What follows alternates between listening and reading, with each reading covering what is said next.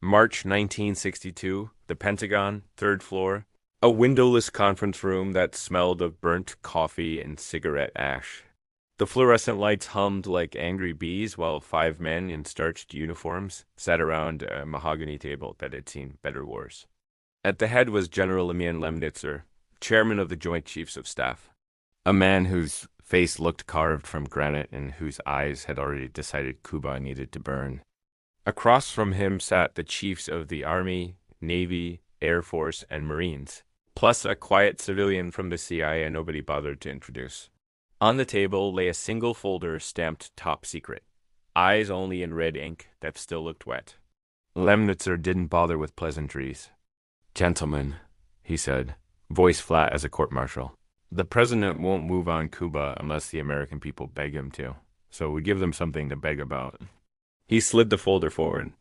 The title page was simple. Pretext to justify U.S. military intervention in Cuba, JS 162nd. Inside were 9 pages that read like the fever dream of a mad playwright. Page 1. We hijack an airliner full of college kids on spring break. Fly a drone duplicate along the same route. Then shoot it down over the Caribbean.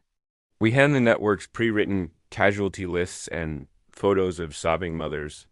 Within 48 hours, every newspaper in the country screams for blood. Page 2. We blow up a U.S. Navy ship in Guantanamo Bay. John Q. Public never has to know the explosives were planted by SEALs wearing Cuban uniforms. We stage funerals at Arlington, full honors, 21 gun salutes. McNamara already has the press packets drafted. Page 3. We stage a wave of bombings in Miami, Washington, maybe even New York. Blame it on Castro's sleeper cells. We can recruit some of the hotter-headed Cuban exiles, give them real bombs, and let them do the work for us. Casualties are acceptable.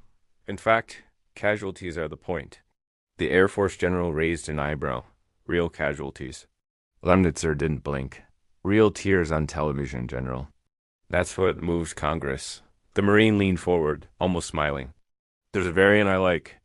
We load a boat with refugees, women, children, the whole heartstring package, sail it out of Havana Harbor, then sink it ourselves 50 miles off Florida.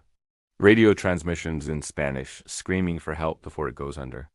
We rescue a few survivors who swear Castro torpedoed them. Front page of every paper for a week. Silence, settled like dust. The Navy man stubbed out his cigarette.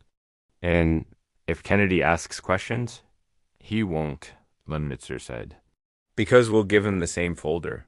He signs, or history remembers him as the president who lost Cuba to the Reds, his choice. They spent the rest of the afternoon polishing details the way jewelers polish diamonds. They would need drone planes that looked exactly like Eastern Airlines DC-8 South. They would need grieving widows who didn't exist yet. They would need graves at Arlington already dug and waiting. By sunset, the plan had a name, Operation NorthWoods.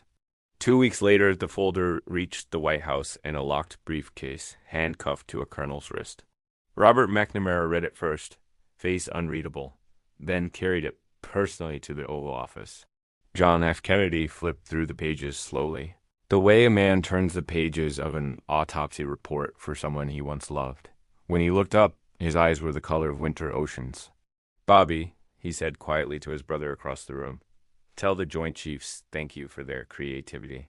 Then tell them if I ever see anything like this again, I'll have every one of them court-martialed and shot."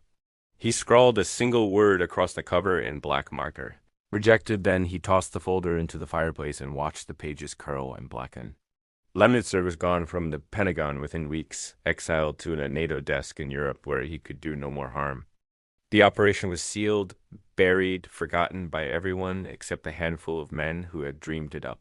35 years later, a researcher digging through boxes of newly declassified JFK assassination files in a Maryland warehouse opened a mislabeled folder and felt the floor drop out from under him. There it was, crisp as the day it was written. 9 pages of cold clinical madness, signed by every Joint Chief, proposing to murder Americans so that other Americans would cheer when the military marched. The researcher sat down right there on the concrete floor and read it twice, waiting for the punchline that never came. There was no punchline. Only the quiet realization that the only thing standing between that plan and reality had been one man, one winter night, and a fireplace in the Oval Office. Everything else, the ships, the bombs, the graves, the fake tears, had already been lined up and waiting.